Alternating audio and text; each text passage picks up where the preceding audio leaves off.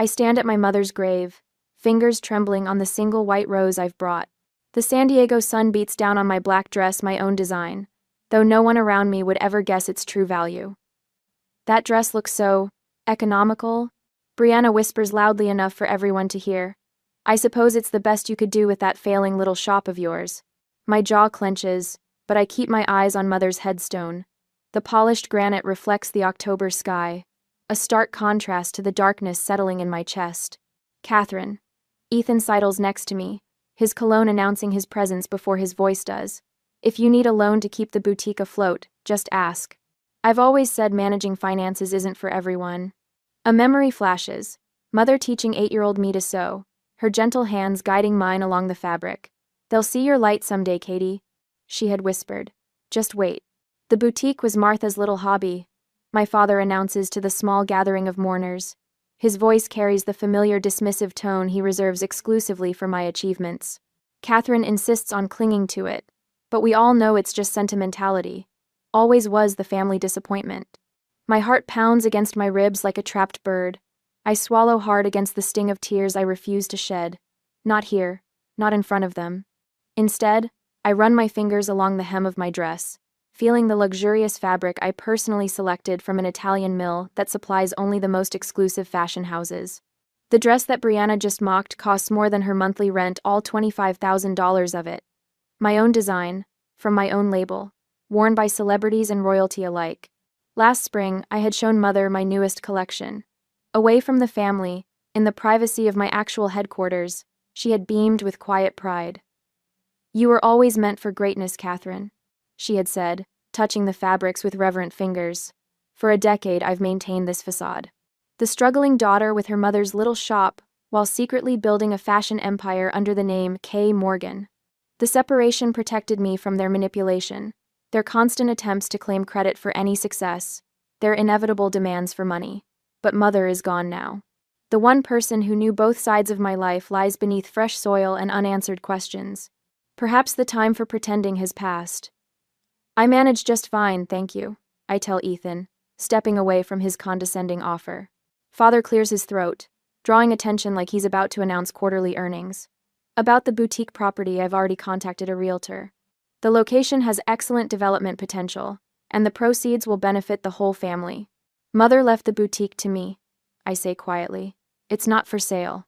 Their laughter ripples through the cemetery, too loud for this sacred space, too dismissive for this moment of grief.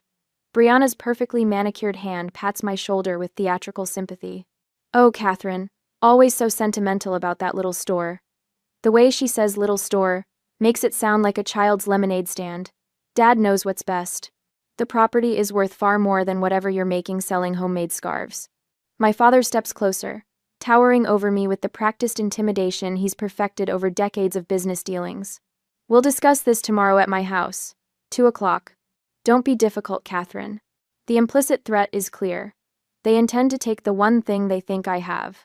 The one connection to my mother they believe matters to me. What they don't know would fill libraries. Miss Morgan. Eleanor's voice cuts through the tension. She stands by the cemetery path, car keys in hand, her posture protective and professional. Your conference call is scheduled in 30 minutes. Brianna snorts delicately. Still keeping Mother's shop assistant around? How sweet. Though I imagine she works for tips at this point. Eleanor says nothing, her dignified silence preserving the secret that she's actually my executive vice president overseeing operations in 12 countries. Her salary would make Brianna choke on her imported champagne. My father frowns, checking his watch. Conference call? About thread inventory? His attempt at humor falls flat, even to his own ears. I should leave now. Follow Eleanor to the waiting car, prepare for the actual call with my Tokyo team about the new flagship store opening. Return to my real life. Instead, I make a decision. Eleanor, please reschedule the call. I meet her eyes meaningfully. I need you with me tonight. Eleanor's professional mask doesn't slip, but I catch the slight arch of her eyebrow surprise at my deviation from protocol. Of course, Miss Morgan. I'll take care of it. My family watches this exchange with varying degrees of confusion and dismissal. They see what they've always seen, meek Catherine with her mother's part-time helper. Eleanor steps forward, her hand briefly squeezing mine in understanding as she comes to stand beside me. Tomorrow they'll learn what I've built. I say under my breath, words meant only for her ears. My family turns away, already discussing dinner plans, as if we hadn't just buried my mother. As if they hadn't just threatened to take what's mine. Their voices fade as they walk toward their expensive cars purchased with borrowed money and refinanced homes. I remain at the grave, one hand still holding the white rose, the other now clutching Eleanor's steady presence beside me. The weight of 10 years of secrets balances against the imminent revelation of truth. Mother knew this day would come. She prepared for it. And now, so will I. Later that evening, the San Diego harbor glitters under the setting sun as I stand at my penthouse window. The same waters stretch toward the cemetery where we buried Mother this morning, but from 40 floors up, grief feels different, more strategic than raw. Everything's organized as you requested, Eleanor says, placing several folders on my glass desk. Her silver hair catches the sunset's orange glow as she arranges them with military precision. I run my fingers along the embossed KM logo before opening the first one. Show me everything. Eleanor nods. All business now. Ethan first. He's under active SEC investigation for insider trading on the Westlake merger. Leveraged 300% beyond his assets. If convicted, 7 years minimum. The file contains bank statements, credit reports, and legal documents, a paper trail of my brother's collapse. How much does he need? I ask. $850,000 for the defense team capable of getting charges reduced to probation. I think of his condescending offer at the cemetery. A loan, as if I needed his help. Brianna next, Eleanor continues, opening a crimson folder. $9,500 monthly for the Beverly Hills rental. Credit cards maxed to their limits. Personal loans totaling $418,000. One missed payment away from eviction. The photographs show Brianna at charity galas, champagne in hand, draped in borrowed designer pieces, maintaining appearances while drowning in debt. And father? Eleanor hesitates, uncharacteristic for her. Richard's portfolio collapsed after the Meridian investment. Foreclosure notices on both coastal properties. He's been taking increasingly risky refinancing options. His financial advisor resigned last month. I take the thickest folder labeled Morgan Property Development and spread its contents across my desk. Land surveys, zoning applications, developer proposals. He's been plotting to sell the boutique property for years.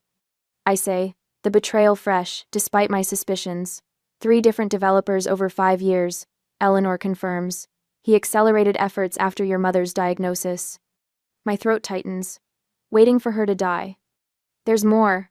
Eleanor slides over her tablet. Intercepted emails between your siblings from last week. I scroll through messages arranging how they would pressure me after the funeral. Ethan suggesting psychological tactics. Brianna volunteering to play the concerned sister. Richard coordinating their approach.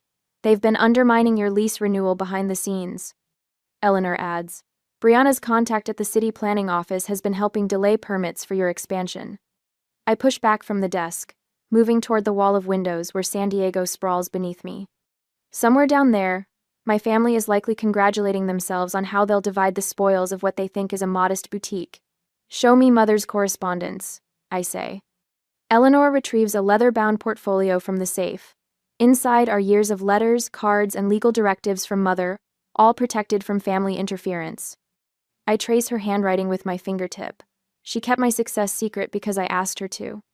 She protected your privacy fiercely, Eleanor agrees, even from your father. A memory surfaces mother in her hospital bed 2 weeks ago, her voice barely above a whisper as she clutched my hand. They never deserved to know, Katie. Never. I've spent a decade hiding my success, I say, more to myself than Eleanor. Now it becomes my shield. The realization settles in my chest. I'm no longer the daughter needing protection. I am the defender of mother's legacy. The boutique was never just a store, I say. It was a sanctuary from their toxicity. Eleanor nods. Revealing your identity as Kay. Morgan will change everything permanently. Then let's be clear about exactly what they're facing. I return to the desk. What does Richard need to avoid bankruptcy? Eleanor consults her notes. $1.3 million within 60 days to prevent foreclosure proceedings and maintain basic living expenses. And Ethan's timeline? Court date in 3 months. Without top representation, he's looking at a 5-year minimum sentence and permanent ban from the financial sector. Brianna? 1 month from eviction. Credit score below 500. She can't qualify for new housing without a cosigner or significant cash deposit. I study their photographs, not cartoon villains, but family members trapped by their own choices, clinging desperately to facades as their worlds crumble beneath them. Their fear makes them dangerous. I observe. They have nothing left to lose except appearances. Eleanor agrees. Richard has always positioned himself as the family patriarch despite his financial failures. Public image matters more to them than actual stability. 500. I stand. Decision made. What resources do we have available? Eleanor shifts into executive mode. KM Atelier's global resources are at your disposal. Legal team on standby. Media connections primed if necessary. Complete financial leverage. I reach for my phone, dialing Samuel Whitaker. After 2 rings, his measured voice answers. Samuel, it's Catherine Morgan. I need mother's estate documents immediately. All of them. While he confirms, I turn back to the dossiers of family financial disasters spread across my desk. Do we have everything we need? I ask Eleanor. Complete dossiers on their financial situations. Your mother's legal protections are ironclad. The boutique property is secured through 3 separate trusts. I nod, conviction hardening. Tomorrow we show them who I really am. Eleanor's expression shifts slightly. They'll try to take credit for your success once they know. A smile touches my lips for the first time since mother's funeral. That's exactly what I'm counting on. Next morning, I arrive at the boutique 3 hours before my family is due to appear. The morning light streams through the windows, casting long shadows across the sales floor that mother and I meticulously designed to appear modest yet tasteful.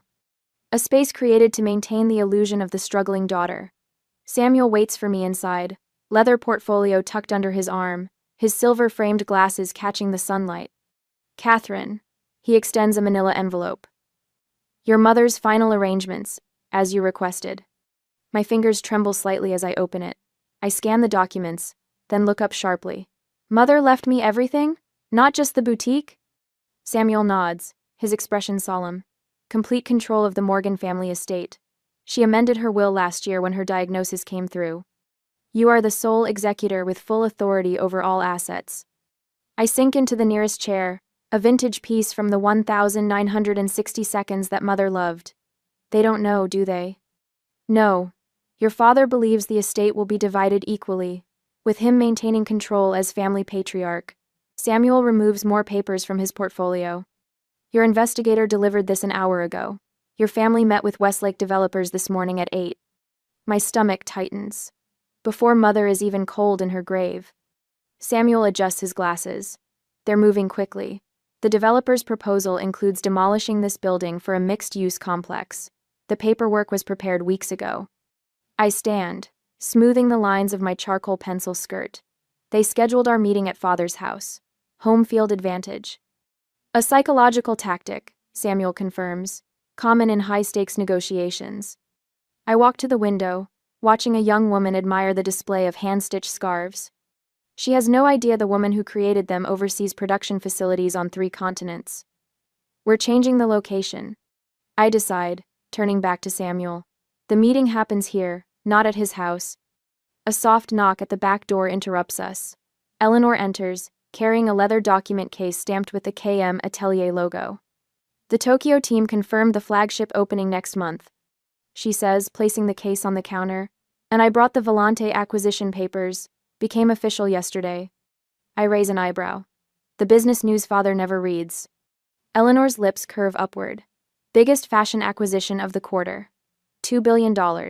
And you're the majority stakeholder. Show them who K. Morgan really is, Samuel suggests, his usually neutral expression brightening with anticipation. I check my watch. 2 hours until they arrive. Eleanor, call the office. I want Javier and the design team working here when my family walks in. Eleanor nods, already typing on her phone. Full reveal? For the first time since mother's funeral, I feel the corner of my mouth lift in what might be a smile. Every last detail. The boutique transformation happens with military precision. 40 minutes later, the modest storefront remains intact. But the back area, with its employees-only sign, now reveals its true nature, a glass door leading to 35,000 square feet of state-of-the-art design headquarters. I walk through the space, watching as my most talented designers arrange their workstations. Mannequins displaying pieces from next season's collection line the hallway. Awards and magazine covers featuring my work adorn walls that my family has never seen. Eleanor approaches, tablet in hand. They're here, earlier than expected. I straighten my shoulders. Perfect. Let them wait in the boutique for exactly 5 minutes. The surveillance monitor shows my family entering the front shop, their faces pinched with impatience. Brianna immediately touches the fabric of a display dress, her lips curling in poorly disguised contempt. Ethan checks his watch repeatedly while father stands in the center of the room, hands clasped behind his back like a general surveying conquered territory. They have no idea. Eleanor murmurs beside me. Time to educate them. I move toward the door, pausing with my hand on the handle. 10 years of hiding my success, of enduring their condescension, of protecting myself from their inevitable attempts to claim credit or demand money, all of it ends the moment I open this door. I push it open and walk into the boutique. Thank you for coming, I say, my voice steady. If you'll follow me, we can discuss Mother's estate in my actual office. Confusion flickers across their faces as I lead them past the employees-only sign and through the glass doors. The reaction is immediate, Brianna's sharp intake of breath, Ethan's faltering step, father's momentary freeze. Miss Morgan, the Paris team needs your approval on the fabric selections. A young designer calls, holding out a tablet as we pass. Thank you, Adrian. Tell them the cerulean option for the fall collection. I reply without breaking stride. Father's face darkens. What is this, Catherine? I lead them into my executive conference room, where floor-to-ceiling windows overlook the San Diego skyline. Documents are arranged precisely at each seat. This, I say, gesturing for them to sit, is KM Atelier's West Coast headquarters, one of 12 facilities worldwide. KM. Brianna stares at the logo on the wall, her perfectly manicured hand covering her mouth. You're K. Morgan? I take my seat at the head of the table. I am. Ethan picks up the nearest document, his eyes widening as he scans the content. This says annual revenue of $2.4 billion. Continually what he was now. Correct. I fold my hands on the polished table surface. 52 stores worldwide, 7,200 employees. Correct. Father slams his palm on the table. This is absurd. You've been running a small boutique your mother left you. No, I reply calmly. I've been running a global fashion empire that I built myself. The boutique was just the public face I showed you. I press a button on a remote, and the wall screen illuminates with financial documents. I also know about your financial situations. All of them. Their faces drain of color as they recognize their own names on mortgage foreclosure notices, SEC investigation documents, credit reports. You've been lying to us for years. Brianna hisses, her voice vibrating with anger. I've been protecting myself, I correct her, from exactly this reaction. From your attempts to control, dismiss, or take credit for what I've built. The silence that follows is profound. For the first time in my adult life, my family has nothing to say. Eleanor enters with another leather portfolio. The Volante acquisition papers you asked for, Miss Morgan. Thank you, Eleanor. I accept the documents and slide them toward my family. The business news you missed yesterday. My company just acquired Volante for $2 billion. Father attempts to rally, straightening his shoulders. As your father, I should have been informed about all this. I could have guided you, provided connections. No, I interrupt, my voice firm but not unkind. You lost that right when you dismissed everything I built as mother's little hobby, when you called me the family disappointment at her funeral. Samuel enters with another set of documents. I've brought the estate paperwork as requested, Miss Morgan. Thank you, Samuel. I address my family again. Mother knew exactly what she was doing. She left me as executor of the entire Morgan estate, not just the boutique. Samuel nods. Your mother ensured this outcome with multiple witnesses and irrefutable documentation. Father's face flushes deep red. This is preposterous. I am the head of this family. I make the decisions about our legacy. Not anymore, I say quietly. I'm willing to help you all, but only on my terms. Brianna and Ethan exchange glances, the reality of their situation sinking in. Their financial salvation sits across the table, wearing a dress that costs more than their monthly expenses combined. As I look at their stunned faces, a question forms in my mind. Do I offer terms immediately, or let them process the truth first. The morning sun filters through the boardroom's glass walls, casting long rectangles of light across the polished mahogany table. 3 days have passed since I revealed my true identity to my family. The initial satisfaction of their shocked faces has faded, replaced by something colder and more calculated. We need to assess all potential responses, I say, studying the financial advisors seated around me. Their expressions reflect professional detachment, exactly what I need right now.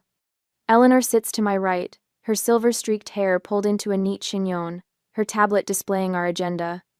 My legal team occupies the far end of the table, manila folders containing draft documents spread before them. This isn't about feelings anymore, I tell them, though part of me wonders if it ever truly was. I need comprehensive analysis, tax implications if I provide assistance, media management strategies, business reputation protection. My chief legal counsel slides 3 folders toward me. As requested, we've prepared conditional support documents for each family member. I open the first folder. Richard's tenancy agreement outlines terms for him to remain in a company-owned property significantly smaller than his current home but still comfortable for a man of 72. The second folder contains Ethan's legal representation contract, offering him top counsel but requiring full cooperation with the SEC investigation. Brianna's employment offer sits in the third folder, a sales trainee position at $18 per hour at our accessories subsidiary. No special treatment, standard performance evaluations. Eleanor studies my face. They'll see any help as weakness they can exploit. I close the folders with a decisive snap. That's why every dollar comes with accountability. The finance director raises concerns about inheritance tax implications. The PR team debates how to position these family contracts if news leaks to the industry press. I listen, asking pointed questions, analyzing angles I hadn't considered. The sunlight shifts across the table as morning becomes afternoon. My team works with the precision of a Swiss watch, each component functioning in perfect harmony. This is why KM Atelier dominates global markets, not just my designs, but the people I've carefully selected to execute our vision.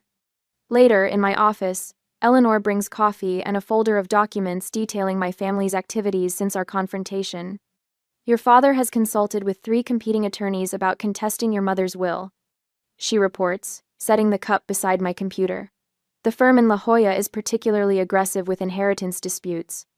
I nod, unsurprised. And Ethan? He's reached out to 4 business journalists, pitching a story about the Morgan fashion dynasty, suggesting a family legacy narrative. My fingers tighten around the coffee cup, attempting to rewrite history already. Eleanor continues with practiced efficiency. Brianna has been posting on social media, vague hints about a major family business announcement coming soon. I turn to the window, gazing at San Diego's skyline. The horizon stretches beyond the harbor, vast and blue. Unlike my family's vision, which extends only as far as their next financial rescue, have our PR team prepare contingency statements for each scenario. I say. The K. Morgan brand remains separate from family drama. Eleanor makes a note. We've documented everything: calls, meetings, social media activity. If this escalates, we have a comprehensive record. I notice she's tracking my family's movements with the same precision she applies to our global operations. This isn't confrontational, just preparation for multiple scenarios. We review the documents until evening shadows lengthen across the office floor. The preparation feels thorough, methodical. I've spent a decade building my company with this level of attention to detail. My phone chimes with a notification. Eleanor glances at her tablet simultaneously, her brow furrowing. Fashion Week Insider just published a blog post, she says. They're suggesting K. Morgan is actually Richard Morgan's creation, with you as the public face. Something cold settles in my stomach. I pull up the article on my screen, scanning the text. The writer cites an anonymous industry source, claiming my father has been the creative force behind KM Atelier for years. Brianna's friend Melissa liked and shared it 10 minutes ago. Eleanor adds, showing me the social media activity. I push back from my desk, a surge of anger breaking through my carefully constructed calm. They've moved beyond targeting my inheritance to attacking my professional identity. My life's work. I expected financial manipulation, I say, my voice tight. But this is different. They're trying to take credit for everything I've built. Eleanor nods, understanding the escalation. They're more strategic than we anticipated. The stakes have risen beyond a simple inheritance dispute. Now my professional reputation, the empire I've spent a decade creating, is at risk. I stand. Decision made. They're not taking what I built. My voice sounds different, even to my own ears, resolute, unbending. Time for phase 2. 4 days later, I finalized the last details with my legal team. The conference room silent, except for the occasional turning of a page. The morning light streams through floor-to-ceiling windows, illuminating the San Diego skyline beyond. Each contract addresses their specific vulnerabilities. I explain, tapping the stack of documents.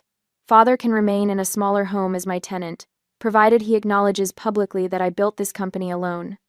Eleanor studies the papers with practiced eyes. And Ethan? Gets the top SEC defense attorney, but only if he fully cooperates with the investigation and admits to his own actions rather than trying to deflect blame. The attorney nods approvingly. The terms are fair but firm, Miss Morgan. And Brianna? Eleanor asks.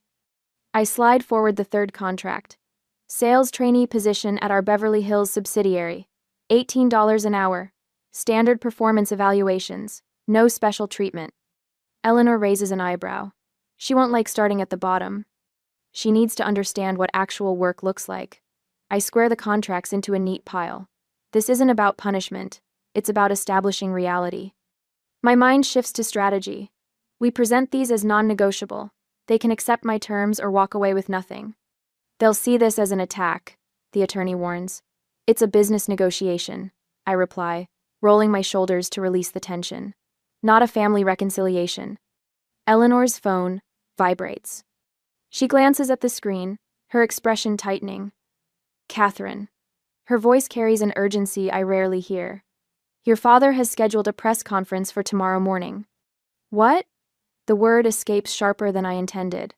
Eleanor turns her laptop toward me. Richard Morgan will announce the family behind K. Morgan at 9 tomorrow. I feel the blood draining from my face. A decade of careful work, my reputation, my independence threatened in minutes by a desperate old man. He can't prove anything, the attorney says quickly. It's just bluster. He doesn't need proof, I counter, standing abruptly.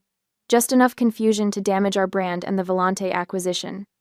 My heart hammers against my ribs, but my voice remains steady. They're trying to force my hand. For a moment, the gravity of what I've built, what's at stake, threatens to overwhelm me. Then clarity cuts through the chaos like a perfectly placed seam. Move everything forward, I decide. Tonight, not tomorrow. Tonight? Eleanor looks surprised but doesn't question my judgment. They think they have time to prepare. I reach for my phone. Let's show them they don't. My fingers dial Samuel's number. Samuel, we need to move the meeting to tonight. 7 o'clock. I pause, listening. Yes, everything must be ready. They're planning to announce themselves as the faces behind K. Morgan tomorrow morning. Eleanor is already typing furiously, alerting our teams. The attorney gathers the contracts, making notes for last-minute adjustments. Will the board support accelerating this timeline? He asks. They already approved our strategy, I remind him. The timing doesn't change that. Outside the window, clouds gather over the harbor, the shifting weather mirroring the approaching storm in my professional life. For a decade, I've hidden in the shadow of their dismissal. Tonight, that ends. Eleanor finishes her calls and approaches with quiet determination. Security is confirmed for tonight. Legal will have the updated documents ready within the hour. PR team is standing by. I nod, feeling an unexpected calm settle over me. Richard always taught me that business requires perfect timing. I allow myself a small smile. Just not the lesson he intended. The team disperses, leaving Eleanor and me alone in the conference room.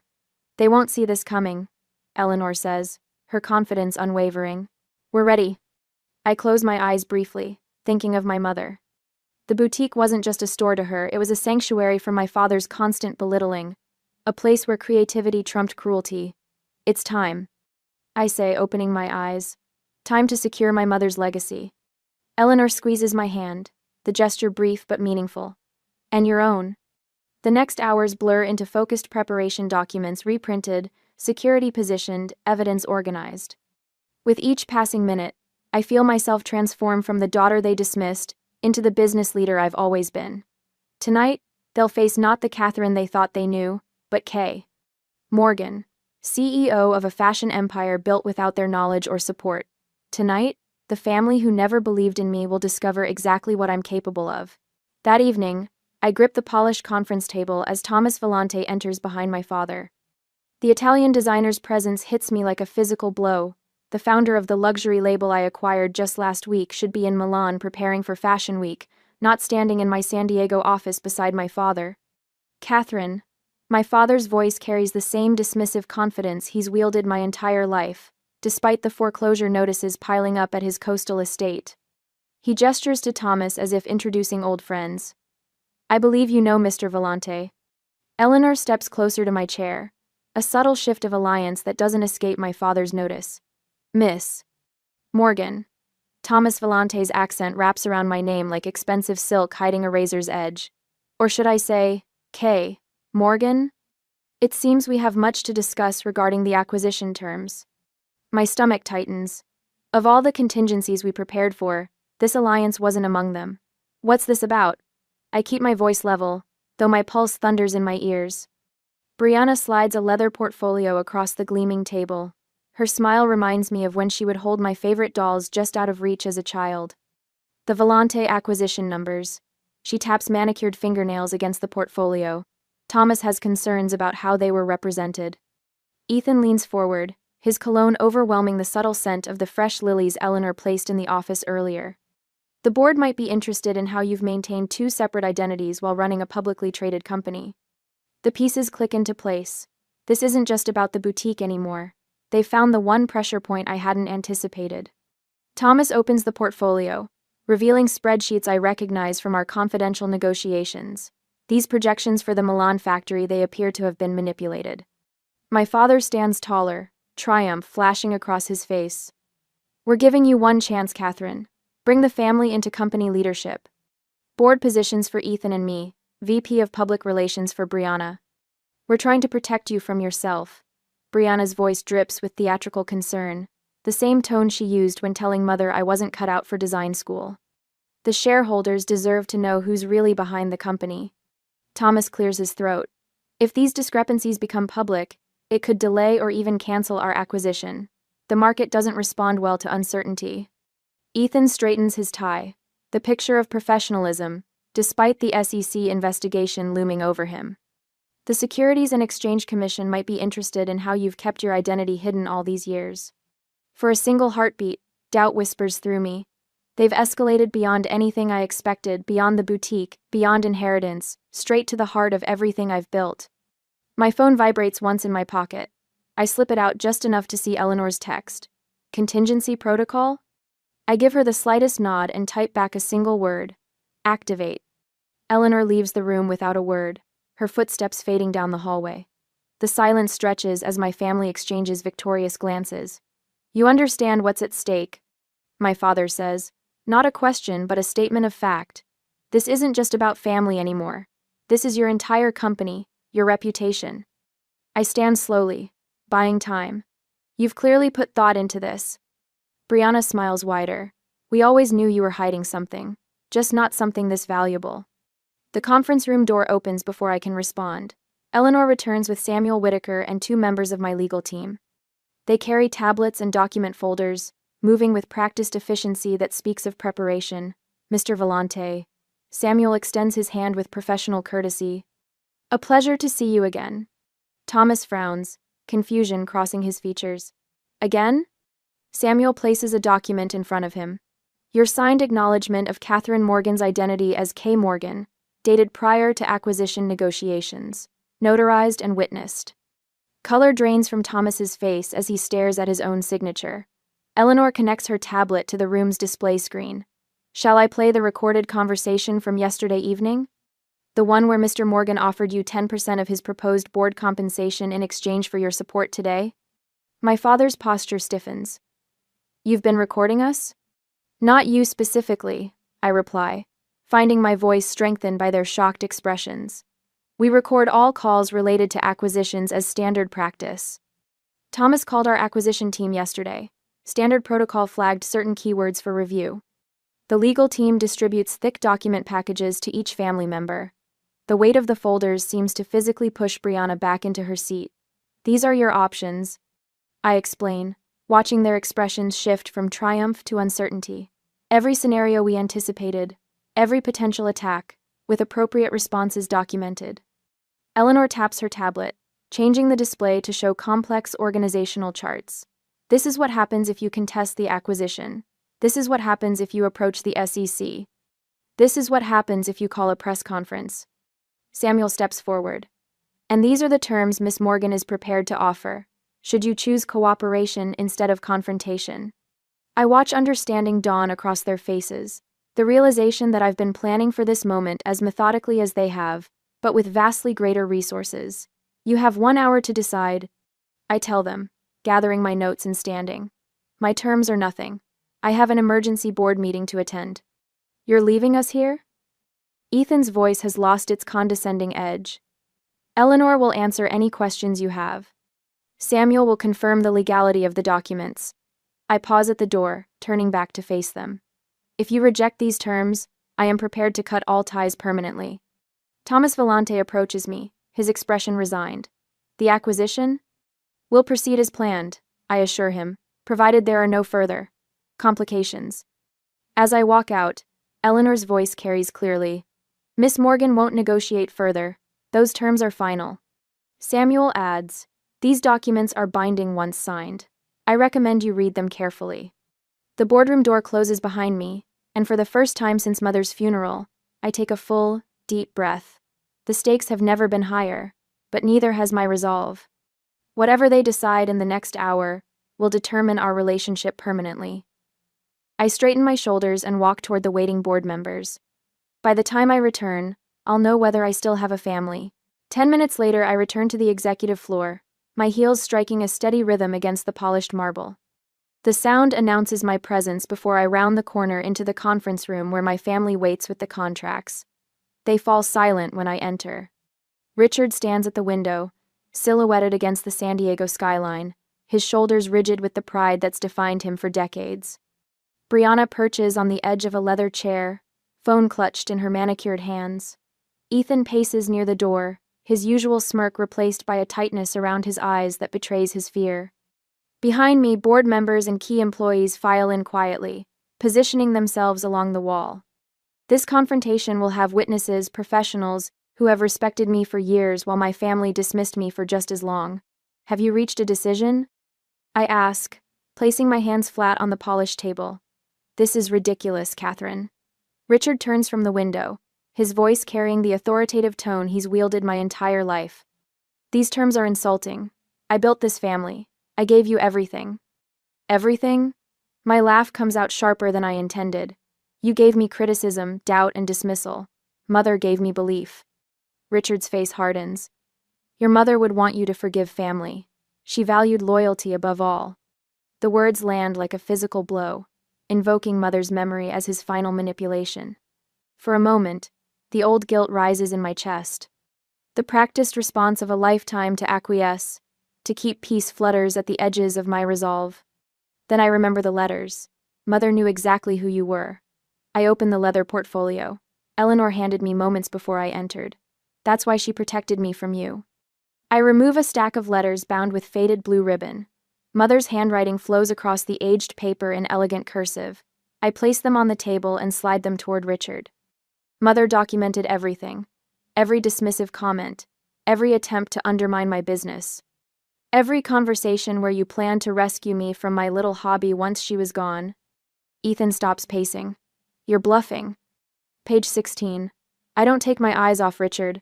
The night you suggested selling my boutique space to cover your SEC legal fees. Brianna rushes to grab the letters, but Eleanor steps forward and places a thick folder on the table. Miss Morgan asked me to keep records as well. Eleanor says, her voice carrying the quiet authority of someone who has witnessed decades of family manipulation, every phone call where you disparaged Catherine's abilities, every attempt to contact her landlord about breaking her lease. Richard's face flushes red.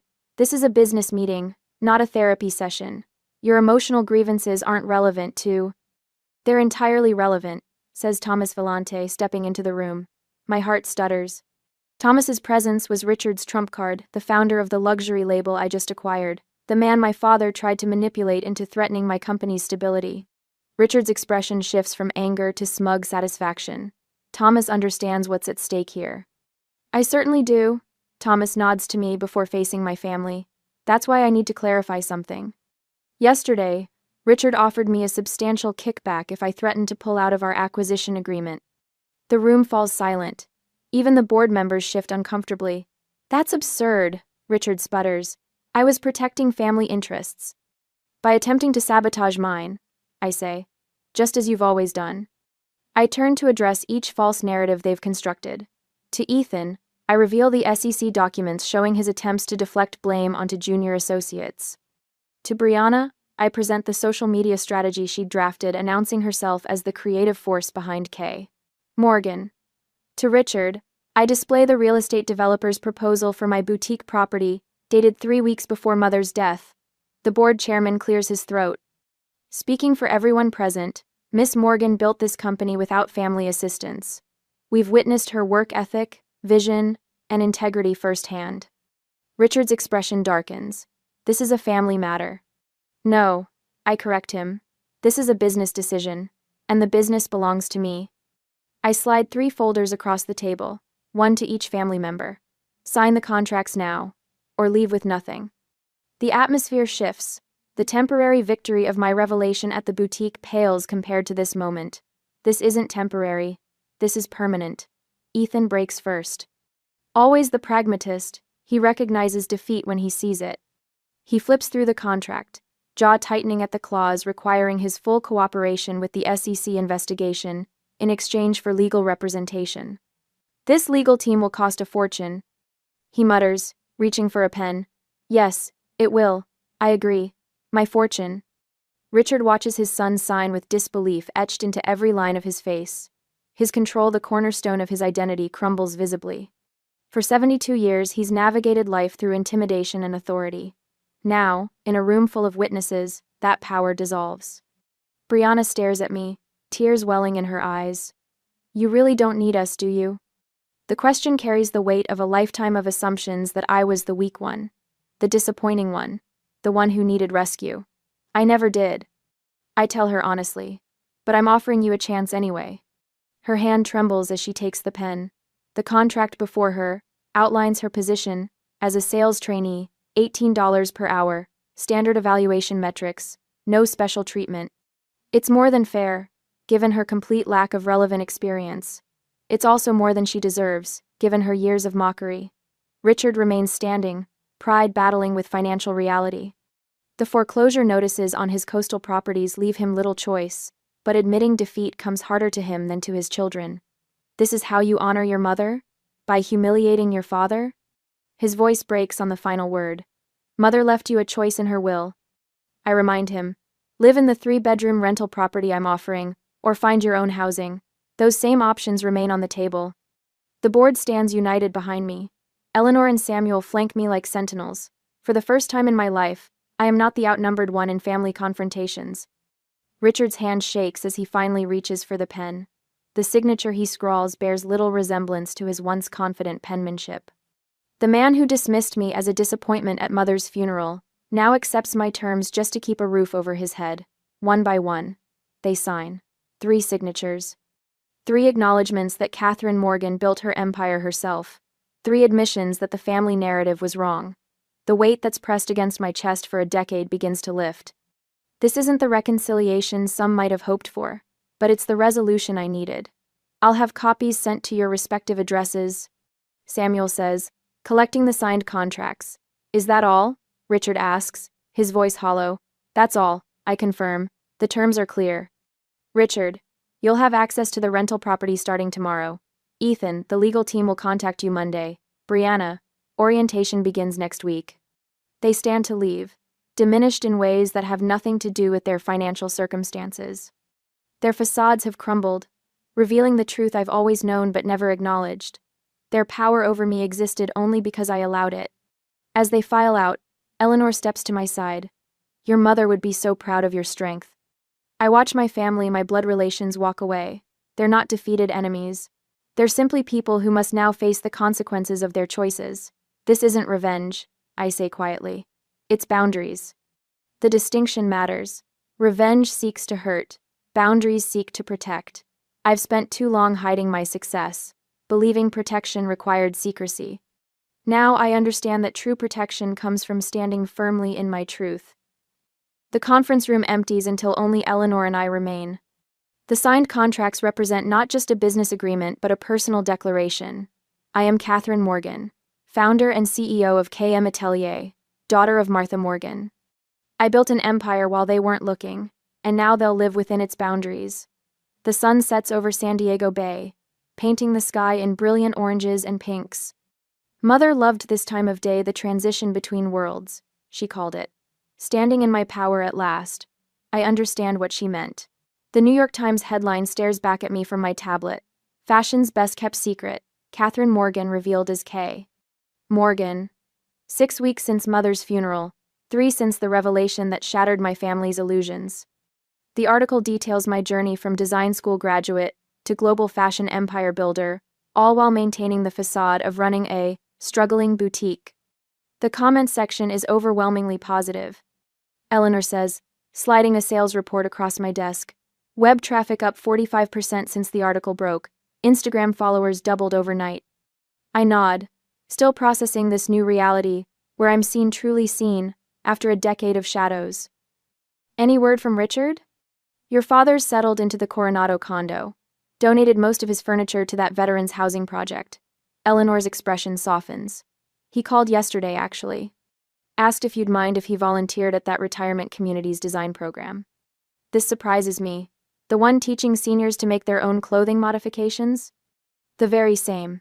Eleanor checks her notes. Ethan's attorney confirmed the crypto transfer $1.8 million toward the designer restitution fund. Apparently he's been keeping quite detailed records of everyone he's financially inconvenienced over the years. I turn to the window, watching sailboats cut through San Diego Bay. And Brianna? Completed her first week of sales training, argued with her supervisor twice, then shocked everyone by staying late to reorganize the accessory display. Her manager says she has an unexpected talent for customer relations. 10 years of hiding, of building walls between my success and my family, dissolved in a single afternoon. Now we're navigating something entirely new, a relationship based on truth rather than illusion. The foundation paperwork is ready for your signature. Eleanor places the folder before me. The Morgan Fund for Emerging Designers. I sign without hesitation. This feels right, redirecting the media attention towards something beyond family drama. Transforming revelation into opportunity for others. I spent a decade hiding, I tell Eleanor, capping my pen. Now I'm seen, but this isn't about me anymore.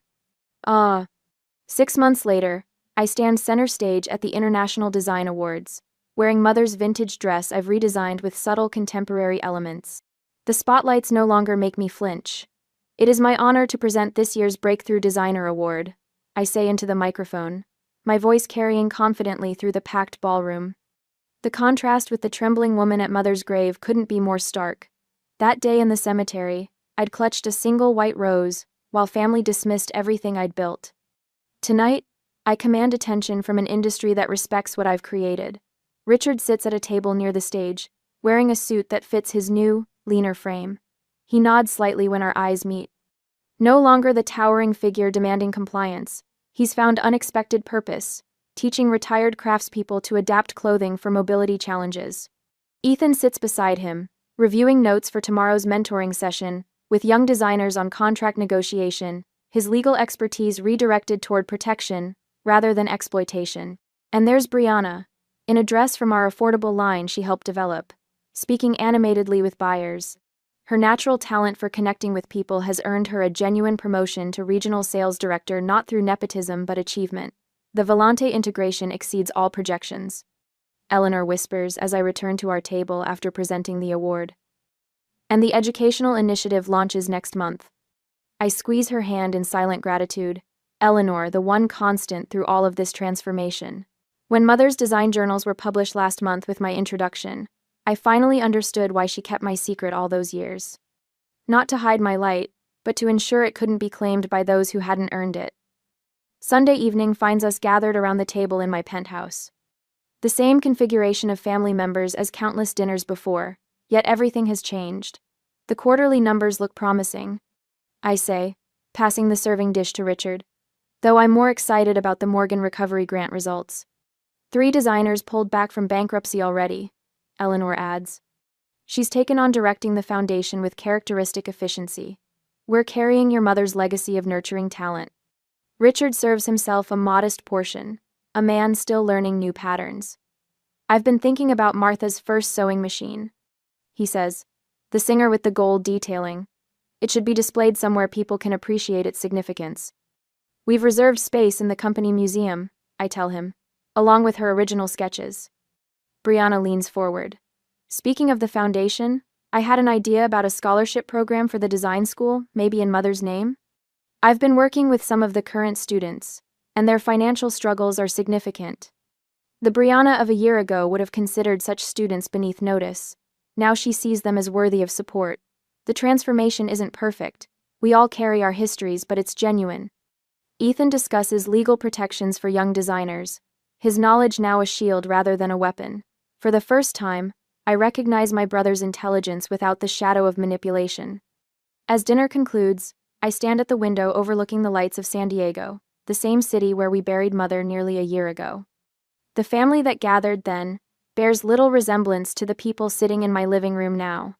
Success isn't what you own or control, I say, turning back to them. It's the integrity you maintain while building it. Eleanor raises her glass slightly, and the people you help along the way. I touch the locket containing a thread from Mother's first sewing project. The greatest legacy isn't what we build, but how we help others build their own dreams.